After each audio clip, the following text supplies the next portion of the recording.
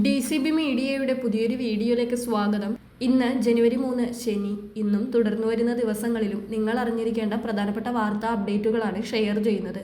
Channel ആദ്യമായി കാണുന്നവർ subscribe ചെയ്യുക, വീഡിയോ ഇഷ്ടമായാൽ ലൈക്ക് ചെയ്യുക, ഫേസ്ബുക്കിൽ കാണുന്നവർ പേജ് ഫോളോ കൂടി ചെയ്യുക.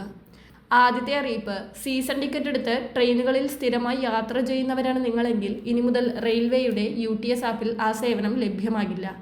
അതിനായി ഇപ്പോൾ പുതിയ ആപ്ലിക്കേഷൻ പുറത്തിറക്കിയിരിക്കുകയാണ് റെയിൽവേ.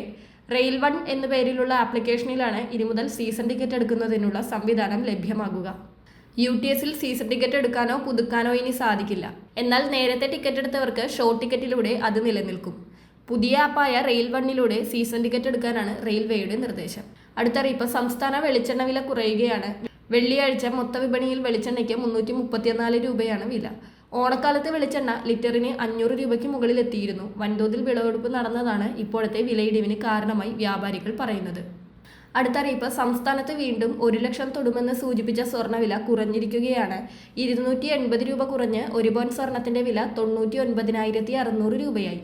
ഗ്രാമിന് ആനുപാതികമായി 35 രൂപയാണ് കുറഞ്ഞത്. 12,450 രൂപയാണ് 1 ഗ്രാം സ്വർണത്തിന്റെ വില. അടുത്തറിയിപ്പ്, സംസ്ഥാനത്ത് തൊഴിൽ തേടുന്ന യുവക്കൾക്കായുള്ള സംസ്ഥാന സർക്കാരിന്റെ സാമ്പത്തിക സഹായത്തിനായി ഇപ്പോൾ അപേക്ഷിക്കാം.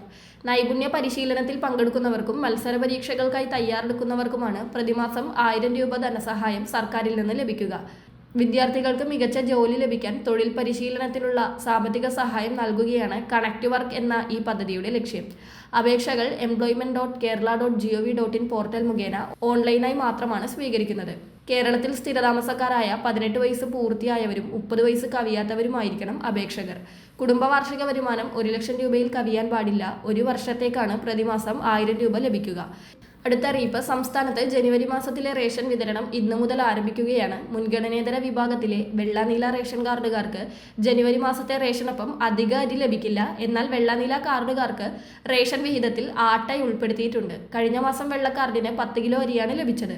എന്നാൽ ഈ മാസം 2 കിലോ അരി മാത്രമായിരിക്കും ലഭിക്കുക. പകരം ആട്ട ഉൾപ്പെടുത്തിയിട്ടുണ്ട്. 2023 ഓഗസ്റ്റിന് ശേഷം മുൻഗണനേതര വിഭാഗത്തിന് ആട്ട അനുവദിക്കുന്നത് ഇതാദ്യമാണ്. നീലക്കാർഡിലെ ഓരോ അംഗത്തിനും 2 കിലോഗ്രാം വീതം അരി ജനുവരി മാസത്തിൽ ലഭിക്കും. ജനുവരി, ഫെബ്രുവരി, മാർച്ച് ക്വാർട്ടറിൽ വൈദ്യുതിയുള്ള മഞ്ഞ റേഷൻ കാർഡുകാർക്ക് 1 ലിറ്റർ മണ്ണെണ്ണ ലഭിക്കും. മറ്റു കാർഡുകൾക്ക് 1/2 ലിറ്ററും വീതമാണ് റേഷൻ കടകൾ വഴി മണ്ണെണ്ണ വിതരണം ചെയ്യുന്നത്. വൈദ്യുതി ഇല്ലാത്ത വീടുകളിലെ കാർഡുകൾക്ക് ആകെ 6 ലിറ്റർ മണ്ണെണ്ണയും ലഭിക്കും. മഞ്ഞ കാർഡുകാർക്ക് സൗജന്യമായി 30 കിലോ അരിയും 2 കിലോ ഗോതമ്പും 3 പാക്കറ്റ് ആട്ട 7 രൂപ നിരക്കിലും 1 കിലോ പഞ്ചസാര 27 രൂപയ്ക്കും ലഭിക്കും. വളരെ പ്രധാനപ്പെട്ട ഈ വാർത്താ അപ്ഡേറ്റുകൾ മറ്റുള്ളവർക്ക് കൂടി ഷെയർ ചെയ്യുക.